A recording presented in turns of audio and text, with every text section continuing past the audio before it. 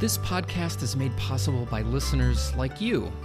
Go to our website at wdtatpodcast.com and click on support to learn how you can be part of this effort to learn how to have better conversations, increase compassion, and build bridges, not walls.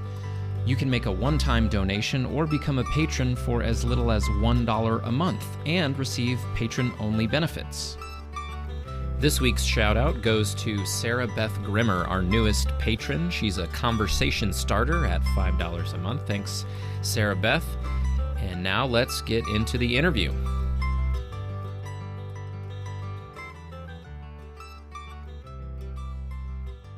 In this episode, I talk with Hannah Stainer about mental health myths, stigmas, how to talk about it, and her work on the Psykhe podcast. We would all benefit from talking more about mental health and well-being, so let's get into it.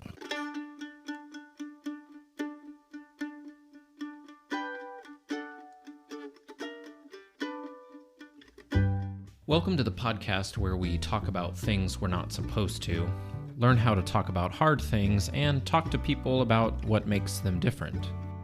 This is the We Don't Talk About That with Lucas Land podcast, where we do talk about that with me, Lucas Land. It's never the right place or time.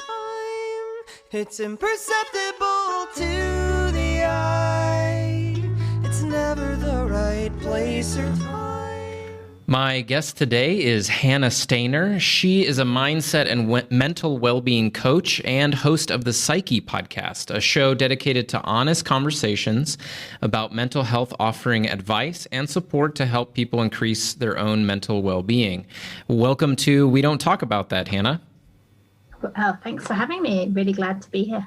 Yeah. You know, even in the description of your podcast, it's saying that it's a show dedicated to honest conversations. That's what, this podcast is also all about, talking about topics that we avoid or things that are hard to talk about, and trying to help us figure out how we can have better conversations. So it's fantastic to have you, and I'm excited to talk to you about mental health.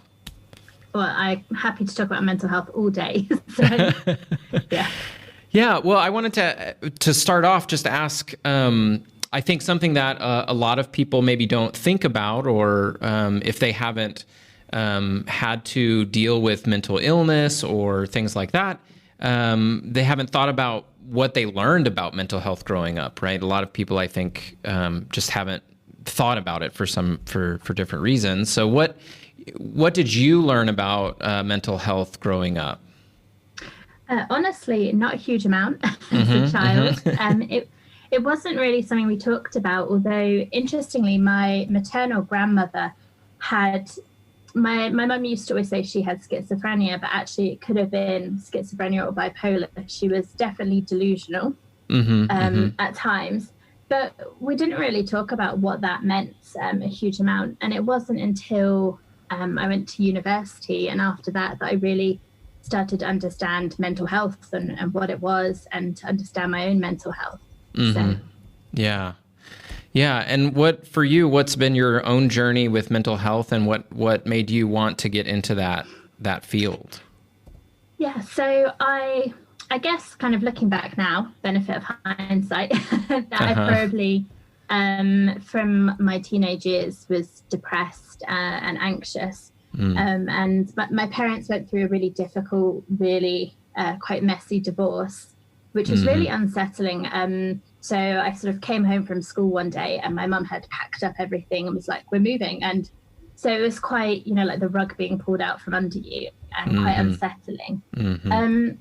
But actually it wasn't until I sort of finished university and I went into work, and I went to a mental health awareness training, which was put on as part of the role I was doing. And they were talking about depression, and I was honestly nearly in tears through it, because I was like, oh my God, that's me. They're describing me perfectly. And really kind of recognizing what they were talking about. And so then I've sort of over the years been on antidepressants a couple of times, come off them, had some counseling, and I'd kind of got to a point where I thought it was all right.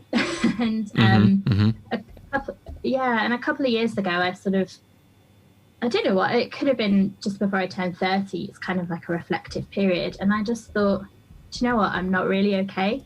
I'm not really like living to the full, or I'm still really anxious and still like really ruled by fear and not kind of pushing myself and so then I sort of went on this process of like, right, I need to really do something now because I don't want the next 30 years to not be okay.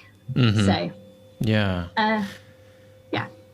Yeah. I mean, you bring up a lot of, I think, really interesting things. I'm also a child of divorce and still, I think, working through a lot of that in my own counseling. And a lot of what I've been realizing lately are all of the ways that things like that affect us that we often don't realize because we find ways to cope often and sort of cover up some of the trauma that happens through those experiences, and then we don't deal with the underlying sort of things that are going on. And there's a lot there, and I think we all sort of have our own mental health journeys.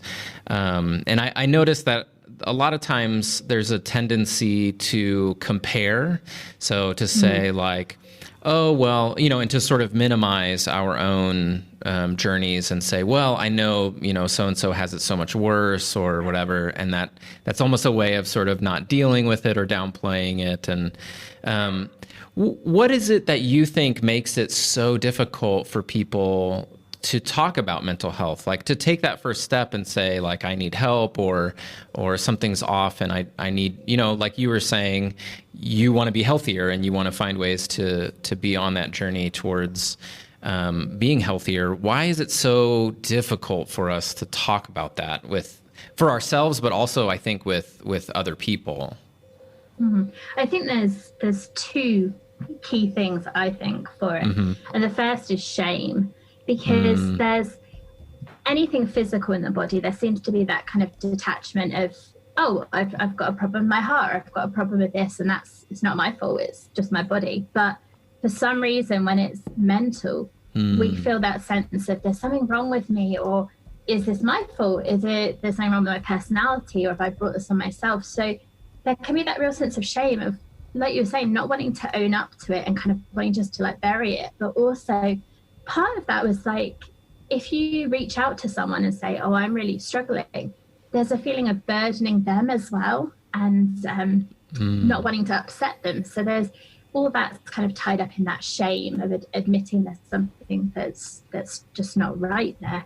And then the other one, I think, is stigma and this idea of fear of judgment around what people will think. Because I think actually with depression, anxiety, there is much more awareness now. But if you have something like bipolar or borderline personality disorder, there are so many sort of stereotypes and misconceptions around them that I think there's that fear of actually saying that's something that I experience because of what other people might think. And I think for everyone, whether you're experiencing mental illness or not, that fear of what people think is such a big thing for us. A lot of, I'm really into like sustainability. I lived on this farm for a while and learned about sustainable agriculture, and it's a passion of mine. But so I kind of have this circle of friends who are really into, being outside and being healthier. And when you mentioned medications earlier, it made me think of that. There's a meme that went around for a while that was kind of this picture of the outdoors and sort of saying, like, instead of taking meds for whatever, for your anxiety or depression, you just need to get outside. And it's so frustrating or a little upsetting that, again, like you're saying, that I think people don't realize that they mean well, but that feeds that shame that you were talking about different aspects of mental health. People need medication sometimes, and there shouldn't be shame around that. You should get the help that you need to try and be as healthy as possible. But we still have that shame about taking something to help us.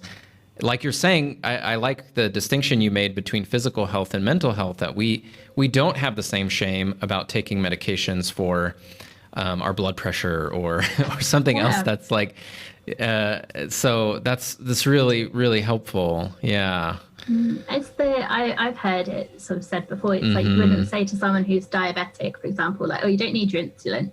But that's, right. And I'm very careful with the guests that I have on my podcast, because I'm open to discussion about different ways of looking after our mental health. But I don't believe in a one size fits all approach. So anyone who's very much anti-meds or I guess really pro-meds is too restrictive. And I think there have been periods in my life where I took meds and they were so helpful just to get to a place where I could do the things like being outside.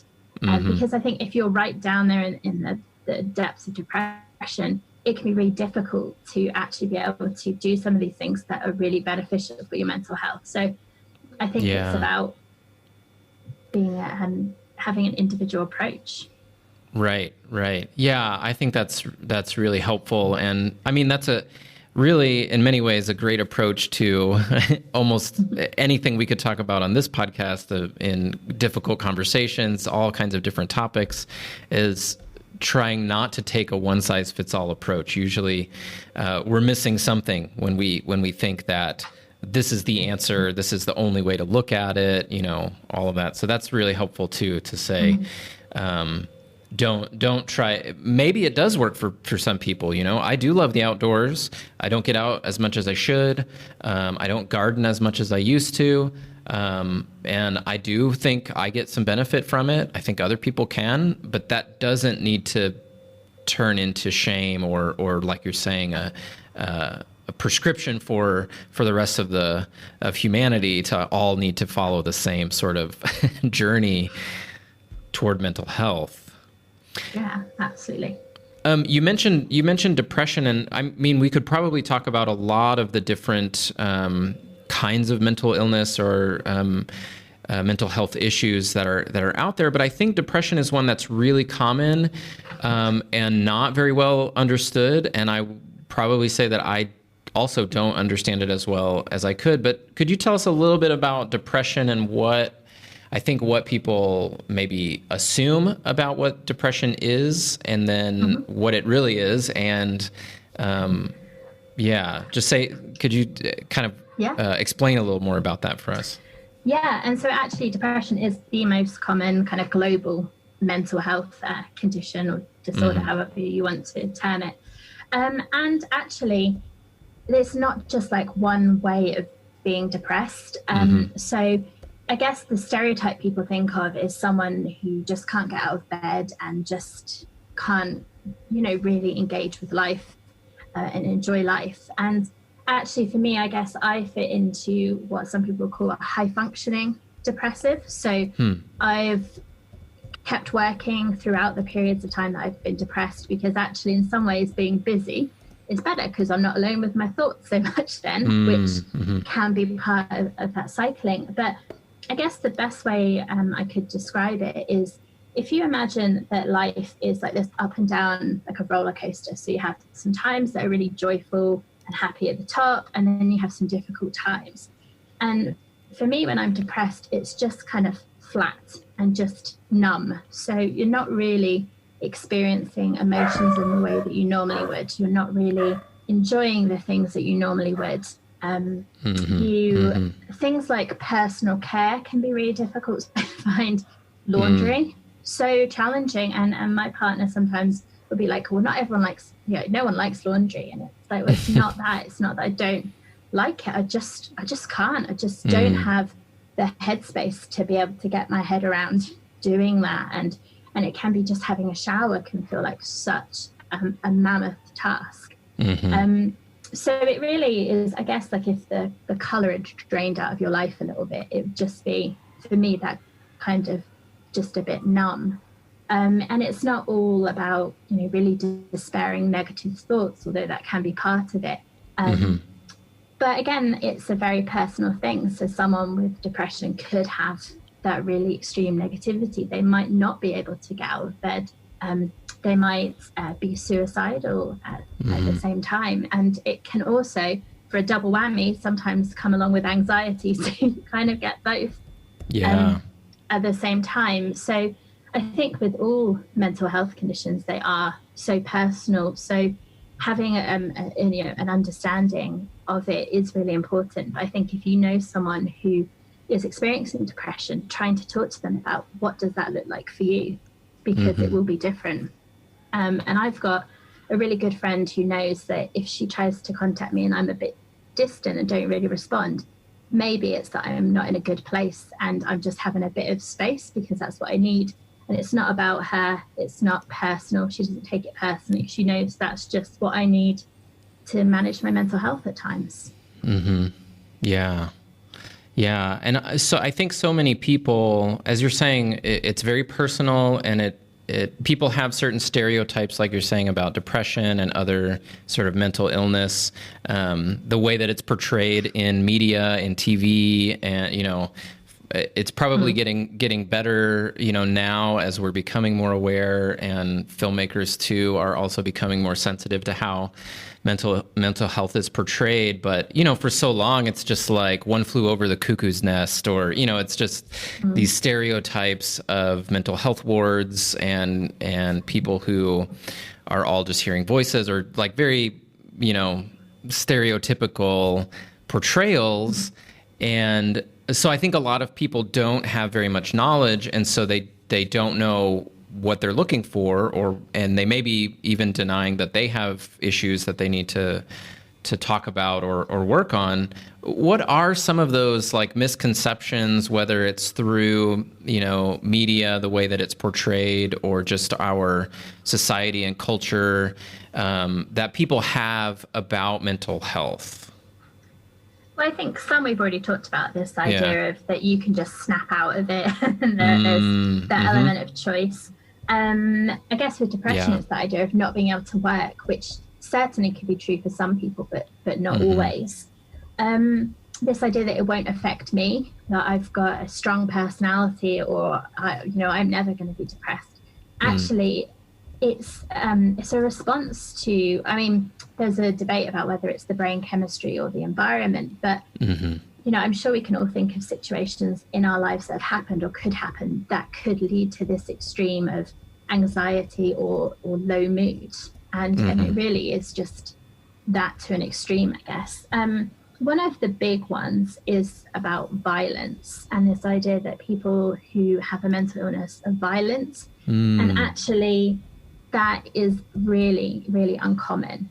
It can happen that actually people who have a mental illness are much more likely to be a victim of violence than to actually be the perpetrator of violence. And that with particularly things like bipolar or schizophrenia, when people are maybe delusional or hallucinating, is, I think, one of the biggest misconceptions, and maybe one of those big sources of stigma. Because if you have a condition that actually, if you tell people about it, they're automatically going to think you're violent, you're a threat to them in some way. That obviously is going to put you off telling people. Yeah. Are there other ways, you mentioned stigma, that you have experienced stigma, or I feel like I have a pretty supportive community of friends and people, and I feel very comfortable talking to them about my own counseling or mental health things that I'm working on, and it's not, I don't feel like I would receive any sort of like pushback or stigma from anyone sort of in my circles, but I know that people do experience that. So what has been your own experience, and what do you kind of hear from people are the experiences of stigma towards mental health issues? So I think I've also been lucky that I have very supportive friends and family, and even actually work are very supportive. And I think work is one of the big places that it can be difficult to disclose when you're struggling in any area of your life, I guess. And I do remember when I was first working, when I first realized I was depressed and I was having a bad day, and I just said to someone I was working with, who was someone who'd been there a long time, and I was 21, just out of university, and she was quite a bit older than me, and I just said, I just feel really depressed today. And she said to me, and I've never forgotten this, she said, what have you got to be depressed about?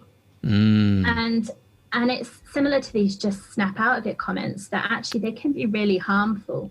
And you might not really think about the impact. And just someone saying, what have you got to be depressed about? It almost just kind of trivializes what you're experiencing. And I didn't really trust her in the same way after that, because I didn't felt that she understood me. And so it doesn't have to be a really negative interaction with someone. It could just be these comments that actually just aren't really appreciating it. It's a difficult experience at times. Yeah. And those are, I mean, I think a lot of people don't realize what those comments mean to people who are struggling with something like depression. And they think that they're helping. You know, I've probably been in those shoes where I've said something that I thought was helpful and later learned or realized really, really was not at all helpful. And so it seems like people don't know what to do, right? Especially if they're unfamiliar, they don't have experience, we're not taught about it, it's not part of the curriculum, you know? So what are some things you could recommend to people that they could say? What are some things that are more helpful in how we can respond to people, say at our work, if somebody in the same situation as you're describing says, boy, I just feel really depressed today. How can we respond differently than your coworker? Yeah. So I guess, you know, just asking, there's a campaign in the UK at the moment for a campaign called Time to Change, which is about changing the conversation about mental health. And they've got this campaign I love called the Ask Twice campaign, because when you say, how are you? And people go, oh, I'm fine. And sometimes you can tell they're not fine. And it's just saying, well, ask twice. And so it could just be saying, like, are you sure? You seem a bit different. Do you need anything? I'm here if you want to talk, if you have that kind of relationship with them. Or it might be that your workplace has like an employee assistance program or something that they could talk to. Or just, you know, kind of being like, oh, I noticed you're a bit down, you know, make them a cup of tea. That always cheers me up, coffee. But I think if someone says to you that they're having a difficult time, one of the other things I think that people sometimes say and they think is helpful, but actually isn't really, is when people say, I know how you feel.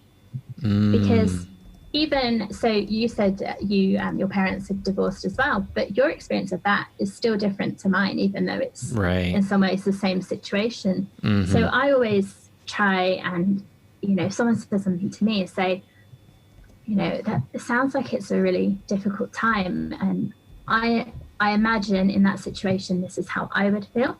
Or with the divorce, like, oh, this is how I felt at that time. And so it's kind of demonstrating the empathy. And you're not saying you know how they feel, but you're demonstrating there's some understanding or you wanting to understand.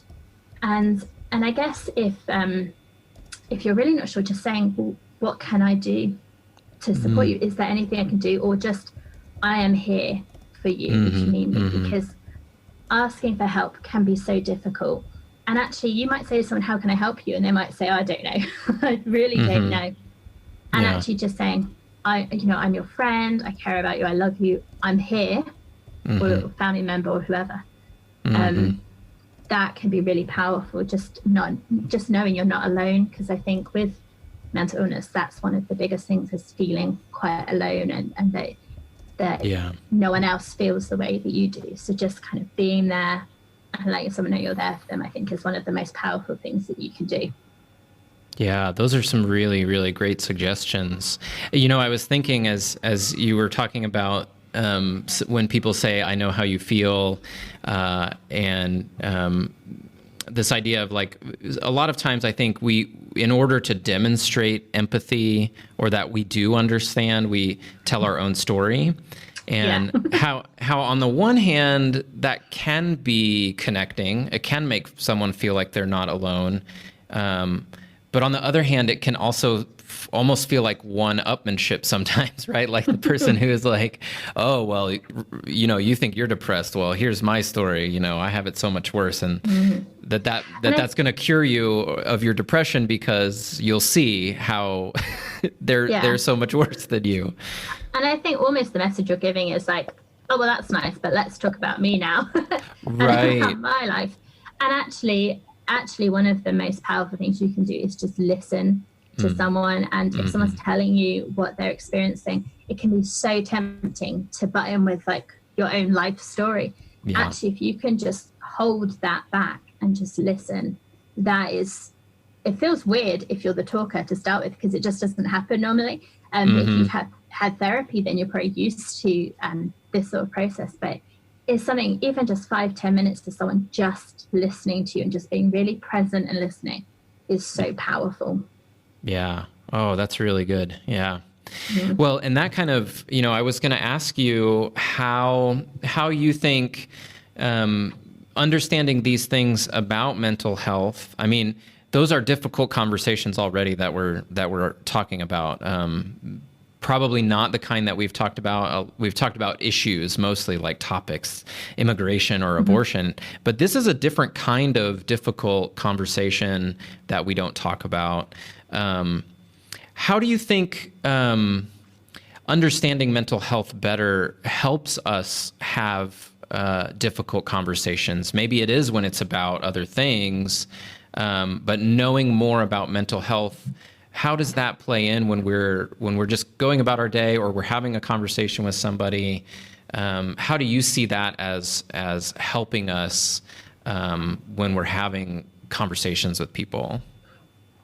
I think if we think back to the kind of shame and the stigma, I think on both of those fronts, it can help, because if you are talking to someone and you have a general awareness that maybe if they're out of character or they're feeling quite down, that maybe there is something going on there, and just being a bit more gentle with them, maybe if they seem a bit in a delicate mood, if you like. But I think also for yourself, if you're experiencing it, I think that, and I'm a bit of a science geek and a psychology geek, to be honest. There's something comforting, I think, in being able to go, actually, do you know what? It's not a character flaw. This is something that happens. There is some brain chemistry that could be going on. Actually, in some ways, it makes it less a personal thing or a body thing, maybe, or it takes away some of that blame and shame type thing that can go on. So, and I generally think that self-understanding is so important for yourself and managing your own mental health generally. But I think, that kind of increased empathy, hopefully that helps to reduce the stigma, that lessened shame for yourself. And I think also if you have got someone that you know, a friend or family member who is experiencing something, just knowing a little bit about it, I think one helps you be there for them in a better way, but also it does show that you care about them, that you've taken a little bit of time to read up on what depression is or what anxiety is. I think that trying to be understanding helps, I think. Yeah, you named so many things that I think are really, really helpful. In general, this idea of paying attention, so often when we're engaging with the world around us, and especially, just with everything that's going on in the world, we're reacting most of the time to, and so we react to the people in our lives as well. And we're not always paying close attention. Sometimes we're just sort of in reaction mode. And so paying closer attention to the way that people are talking or responding, and noticing less about the content maybe, of the conversation, and a little more about the context, what's happening with their voice and how are they different, as you mentioned before. And that just seems so helpful in general in increasing compassion and empathy. Yeah. I think the voice is a key thing. And I don't know if you've ever done a depression scale questionnaire, and one of the questions is, are you speaking more slowly or much more fast than you normally would, so that you're racing and people can't really keep up? And that can be one of the signs. If someone is usually very enthusiastic and very lively and they're a little bit deflated, maybe there's a reason, or vice versa. Right. Yeah. The other thing that you said that I really noticed that's really powerful is this idea of naming being really powerful. So, you were saying that people might see certain things as a character flaw, and you say, well, no, actually, there's a name for it. There's science behind it. This is what it is. This is what we understand about what's happening in the brain. Having a name, for it is so powerful. Yes, but again, some people don't like having a label. Some people actually find that restrictive. But personally, for me, I think, through my whole life, I felt there was something weird about me, something different, something wrong. And actually having a name that kind of explains my experience is actually reassuring, because it's like, okay, it's not all in my head, although kind of it is, but it's a real thing. Other people experience this as well. I'm not alone. So personally, I find that quite powerful, and I know a lot of other people do as well, but some people will find that having a label is too restrictive, or the worry about the stigma. So again, that's a personal choice as well. So someone might even, be clinically diagnosed with depression, but not want to, I guess, own that label. So yeah, no, that's a helpful reminder that again, everyone is different, and everyone has different sort of wants or needs or things that they prefer. And we did an episode on chronic illness and a lot of invisible illness, right? Chronic pain and things that you can't see. And mental health is similar in a lot of ways, that much of the mental health issues are not things you notice. They're sort of silent things that go unnoticed and untalked about. And so I don't know. Yeah. What would you say about that aspect of it, that you can, it's almost like you can pass, right? Like you're talking about being high functioning depressive. Yeah. You can, people just assume things about you as somebody who goes to work and lives life, and wouldn't think that you might have mental health issues. And maybe this is that pay attention piece again. What is it about, mental health it's invisible, that we need to maybe shift the way we're engaging and approaching the people around us? I suppose just bearing in mind how common it is, because like you said, it is an invisible illness. And I suppose if someone was, say, delusional or hallucinating and talking to themselves and that kind of thing, then that might be more visible. But generally, like you said, I go to work, I sometimes withdraw from social stuff, but mostly kind of maintain a reasonably normal, in air quotes, life. But I know I don't have statistics for the US, but I know in the UK, in any given year, 1 in 4 people will experience a mental illness of some kind. And actually in their life, 1 in 5 people will consider suicide at some point. So that is not a small number of people. And so really, when you meet someone, you have no idea where they are in their life. You don't know what they're going through. So I just personally think, being just a little bit mindful of that the person you're talking to could have all this other stuff going on, and just being kind. I think you can't go wrong if you just try and just be kind to people. I think that's a good rule to live by. Yeah, definitely. Yeah, that's fantastic. Well, tell us a little bit about your podcast. How did you decide to start your podcast? And just tell us a little bit about it. Yeah, I think you summed it up really well at the beginning, actually. I thought I might steal that description of it. So, it's called the Psykhe podcast, and it's Psykhe with a K. And that name, I'll just explain that a little bit because it's slightly different spelling. And so Psyche was the Greek goddess of the soul and the spirit, and it's the root of the word psychology that we know. So I just really was drawn to that idea. And as you said, we have honest conversations. So we have a range of guests on, and we have interviews much like this. But I've got some set questions I ask that all kind of tie back to mental well-being and how people look after that. And so, for example, my most recent episode, we talked about substance abuse and addiction. and how that's related. We've talked about bipolar disorder. We've talked about post-traumatic stress disorder. We've also talked about things like vulnerability and confidence, and how those can have an impact. So we just talk about general life experiences and how they're related to well-being. And I very much set it up with well-being as the focus. And I think it's really useful and really informative to have experiences of people who have experienced mental illness.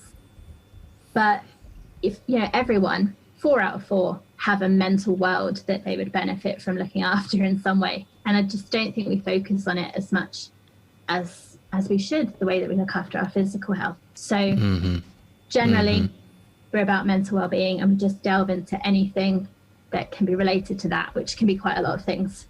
And I've not always, but for a long time enjoyed listening to podcasts. And it was something that I thought, it'd be nice to do, but I can't do a podcast. And I was working with a business coach to get into coaching and all that kind of stuff.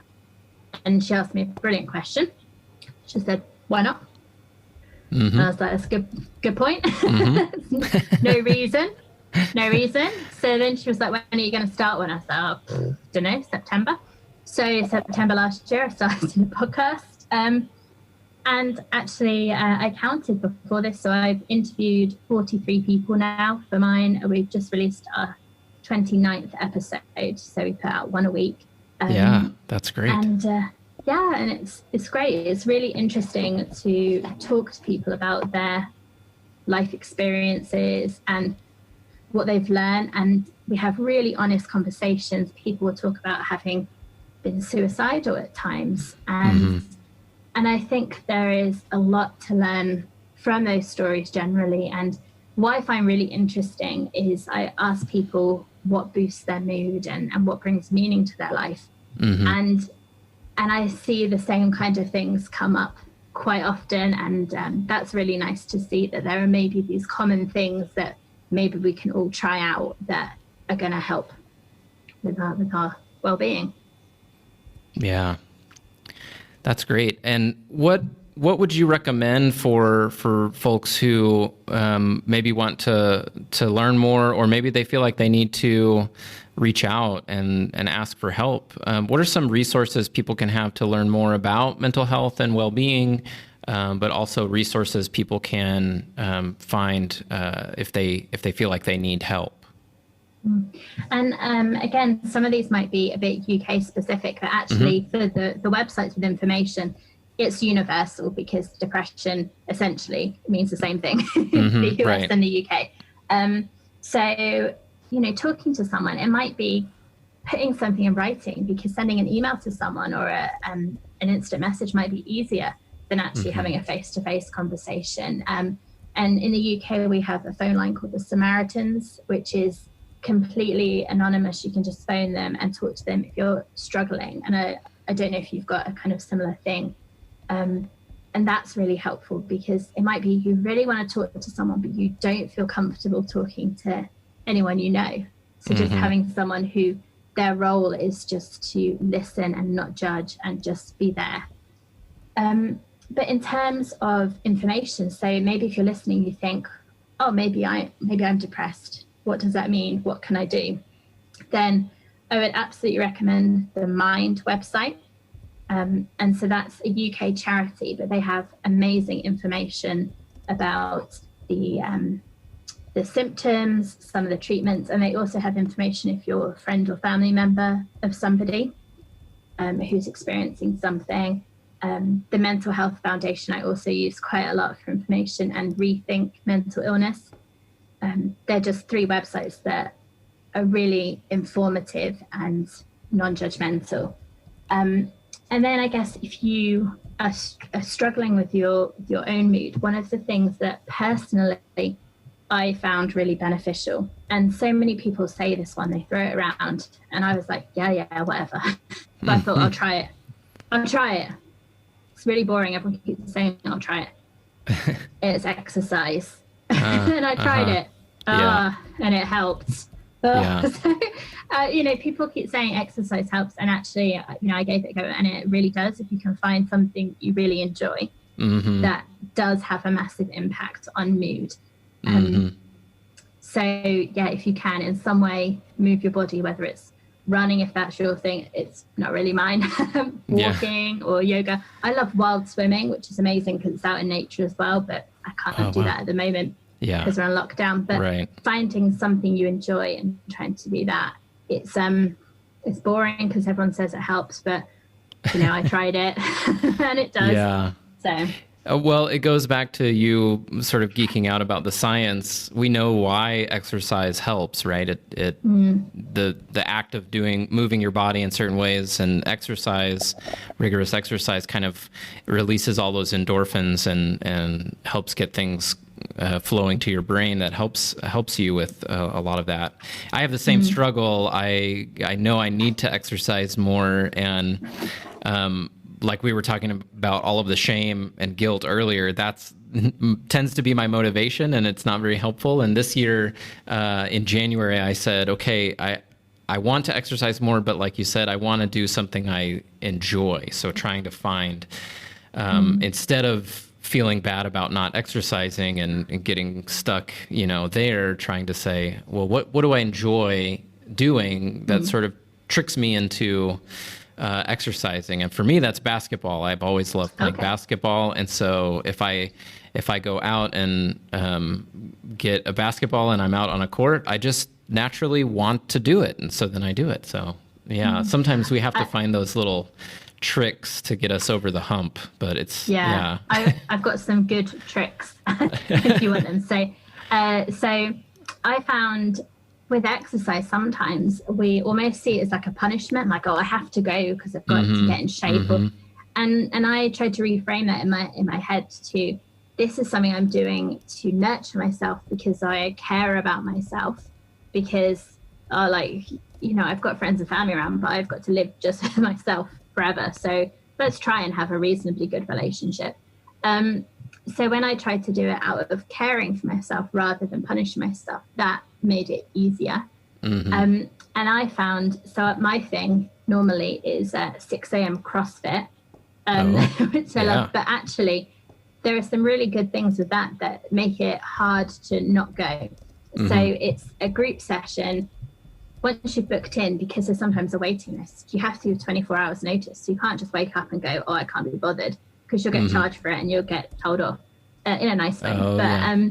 I've made friends in my class now, so there's a social element that we work out together, and so that can help to have that other people there, that sense of commitment that you can't really back out. And I think to myself, if I'm having a day where I'm not really feeling it, I'm not really in the mood, if I go and I just give 50%, maybe less, 20%, that's still more than 0%. I'm still there. I'm building a consistent habit. It's going to have some benefit, even if I'm not giving it my all. I've still showed up, and that's something. So I kind of give myself a bit of a break. Yeah. And all of the resources you mentioned, I'll definitely put in the show notes, and I will also look for, I know that there's a national suicide help hotline in the U.S., and I'm sure there's some other resources that are maybe U.S. specific, especially phone numbers. So I will include those in the show notes as well. Yeah. Well, I like to wrap up with two things. I call it going out and going deeper. We've mentioned already a lot of resources, so maybe if you have like a good book recommendation or something like that for somebody, since we didn't mention any books, or another podcast maybe. Aside from your own, you can plug your own. But we want to say what's one thing going out that we can do that's a practical action people can take, and then going deeper, something that people can explore more, this topic and mental health. I'll go first so you can have a little time to think. My going out is when you talked about the Ask Twice campaign in the UK, I thought that was brilliant. I thought that was really great. And I've heard that, before, people talking about, everybody says they're fine, and, trying to be more, not pushy, but like authentic with people and really trying to listen well and that sort of thing. But I love the idea of that making it so simple and just say, ask twice, ask someone that you work with how they're doing, and then ask again, how are you really doing? Like as they kind of go through the motions, kind of jarring us out of that. So I think that's a great action step that we can take just to check in with people, let people know that they're not alone, and a way to kind of say, I'm here. Hello, I'll listen, So I love that. Going deeper, I mean, aside from the Psykhe podcast, which we'll include in the show notes, and I want to recommend everybody go check out Hannah's podcast. I've also listened to a podcast called Say More About That I would recommend. It's a therapist, and it's all about therapy. And so sometimes they're talking to experts or therapists about their practice. Other times they're talking to people who have been in therapy about what they liked and didn't like about therapy and how they got into therapy and all of that sort of stuff. So it's very therapy focused, but there is kind of that stigma still about therapy and counseling. And I love the idea of having a place to go to just listen to people talk about what their experiences are like and what works and doesn't, and sort of destigmatize it and normalize that, yeah, lots of people go to therapy and here's lots of information about it. So Say More About That as a podcast I would recommend. Hannah, what are your two things, going out and going deeper, that you want to leave us with? Ooh. So I guess for going out, I think the ask twice, I definitely would get behind that one as well. But I've got a mixed feeling about the awareness days that pop up, where people will post and they'll just say, but I think, if you're someone who is experiencing mental illness, even just reaching out to someone saying, do you know what, I'm not okay at the moment, and that can be really difficult, I appreciate, but just touching base with someone and saying, but maybe I don't really need anything, but I just want you to know that I'm not in the best place. And it could just be, if you are someone who isn't experiencing someone, just to let people know that you are kind of there. And it might be, you see these posts where it's like, my door's always open for a cup of tea, etc. And yes, it can be difficult to go to someone and ask for help. But I think it is nice to see that reminder of people actually showing that they are open to the conversation, that they're hopefully going to listen and not be judgmental, and just having that idea of people that you can go to. So I think if you're listening to it, maybe you've got friends that maybe sometimes struggle reaching out to them, or just maybe making a post. It's like, do you know what? I am here. I'm willing to listen, so that people know that you're open to it. I've got a book I'm going to recommend. It's one I've just finished reading, actually. Great. Called The Examined Life, How We Lose and Find Ourselves, by Stephen Gross. I think that's how you say his name. And he is a psychoanalyst. So it's a similar idea of a therapist. And he's talking about a variety of clients and their experiences.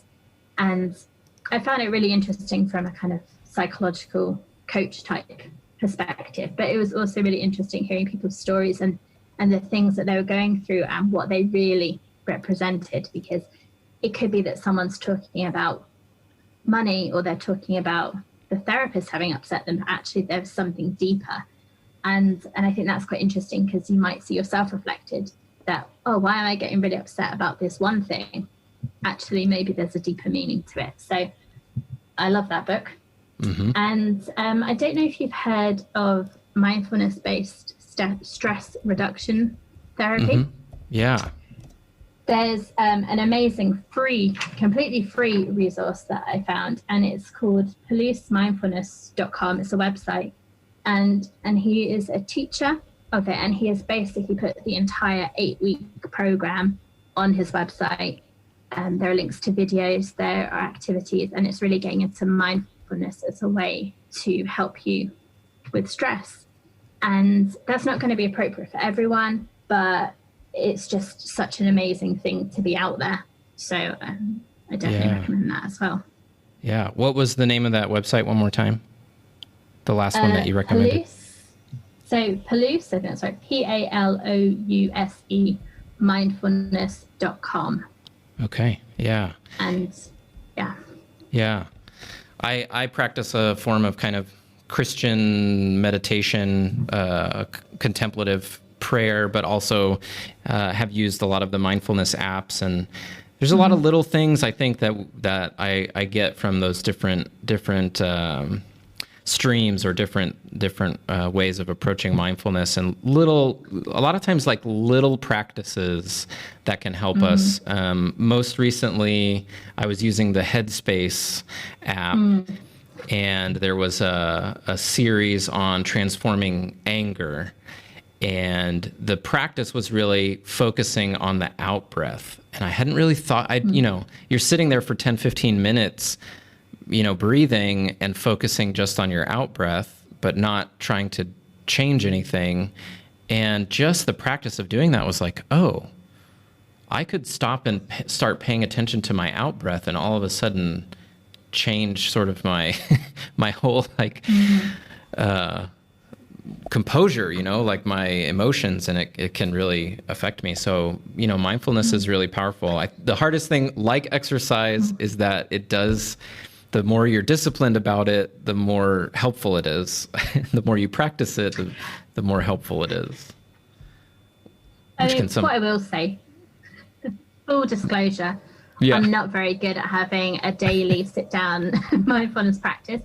But the key to it is really about just being more present in day-to-day life. And you can sit for half an hour and meditate perfectly, but then if you go back onto autopilot, you're not being mindful. So actually, if you can just be connected in your daily life, and maybe you can be walking mindfully, exercise you can do mindfully, if you two birds, one stone. Anything, that is going to be more transformative to just try and be mindful in your day, rather than just, I sat for my 10 minutes this morning, I'm done. Right. Check the box. I did the thing, and hopefully it works. Yeah.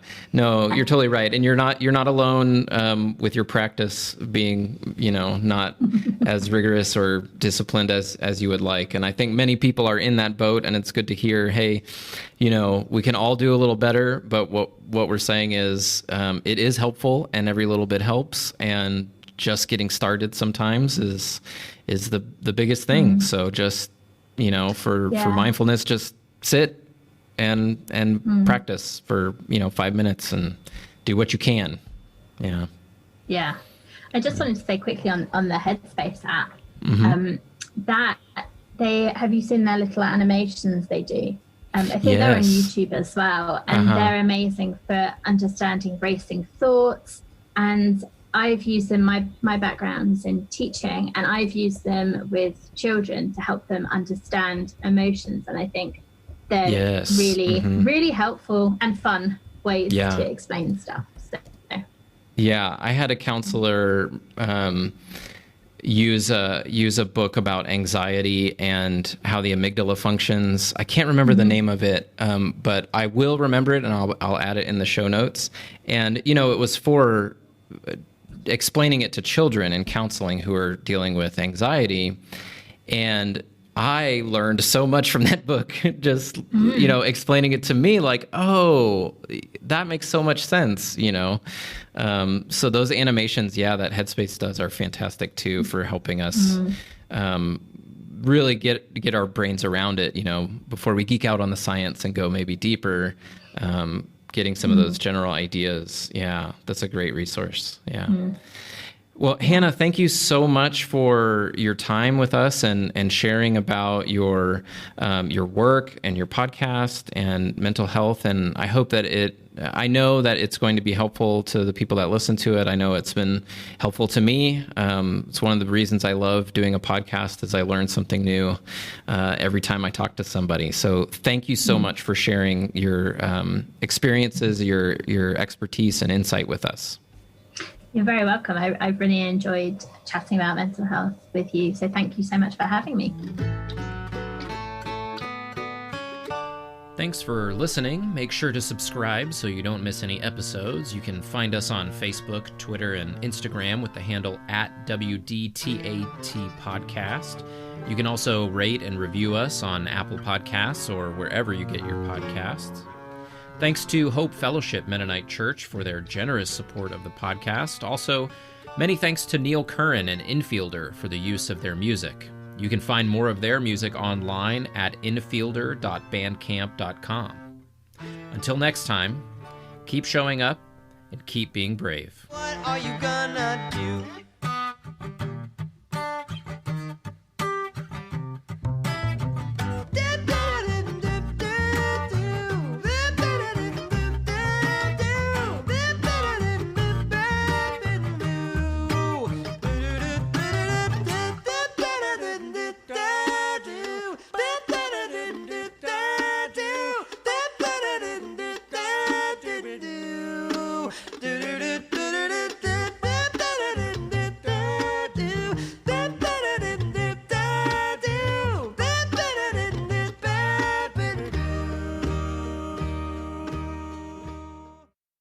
Que le vaya bien.